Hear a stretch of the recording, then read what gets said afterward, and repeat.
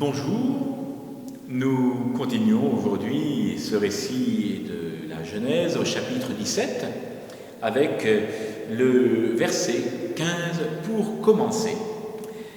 Encore un changement de nom, comme pour Abraham, Sarai devient Sarah. Son nom ne change pas de sens, c'est toujours princesse.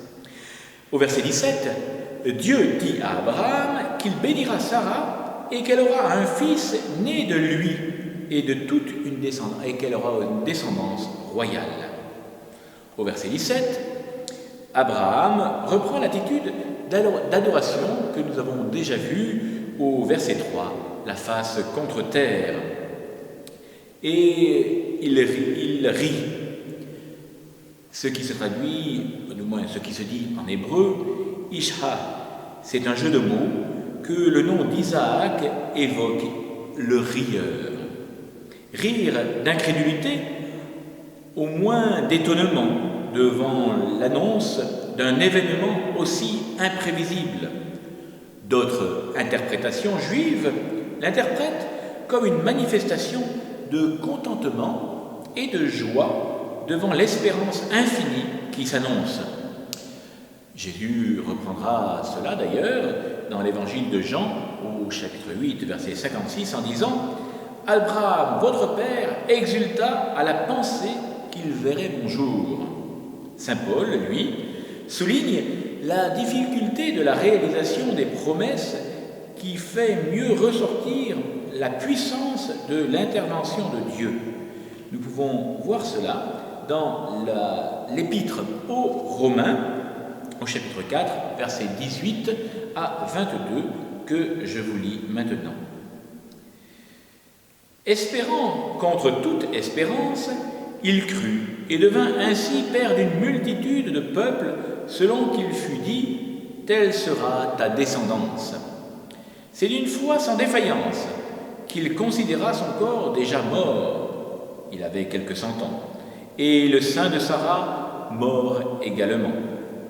Appuyé sur la promesse de Dieu, sans hésitation ni incrédulité, mais avec une foi puissante, il rendit gloire à Dieu, certain que tout ce que Dieu a promis, il est assez puissant ensuite pour l'accomplir. Voilà pourquoi ce lui fut compté comme justice. Rupert de Deutz dira qu'Ismaël vive devant toi. C'est la réponse d'un esprit plein de respect et de pudeur. Mais le Seigneur dit à Abraham, « Sarah, ton épouse, t'enfantera un fils. » Cette répétition de la parole de Dieu est un ordre. Dieu excite la foi d'Abraham, bien qu'il la connaisse déjà. Tu lui donneras le nom d'Isaac, car vraiment, ton grand cœur rira quand viendra l'accomplissement. L'accomplissement, c'est la nativité du Christ qui est une cause de rire éternel et de joie sans fin pour la multitude des saints, car il est vrai chair de leur chair et vrai homme. L'un d'eux goûta les prémices de cette joie quand il était encore dans le sein de sa mère et que celle-ci dit à Marie « Dès que ta voix a frappé mes oreilles, l'enfant a exulté de joie dans mon sein. » Crois-tu qu'un centenaire est un fils ? C'est la plainte de l'Ancien Testament. Au temps des rois éminents et de la grandeur juive, le Christ n'est pas venu. Maintenant que le sceptre a été enlevé à Juda, viendra-t-il ce qui doit venir ? Le verrai-je ? Vivrai-je encore ?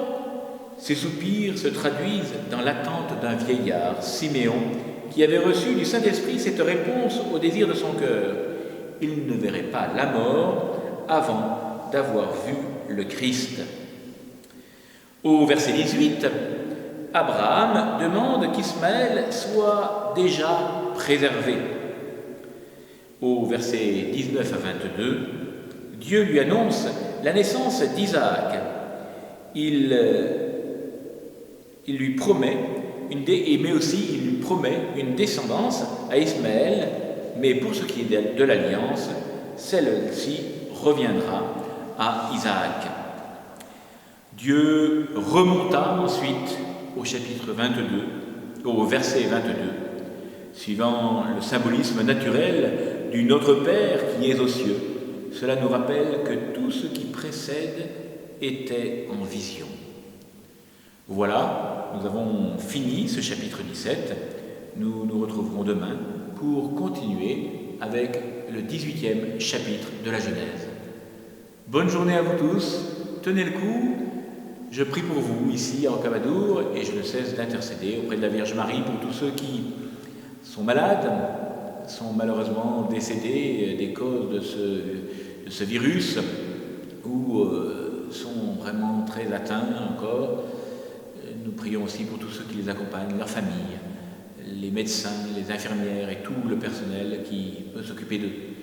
Voilà, préparons-nous tous à entrer dans une nouvelle vie avec le déconfinement. Préparons des masques pour pouvoir venir à la messe. Je vous attends très bientôt à Rocamadour. Bonne journée à vous tous. Restons en union de prière.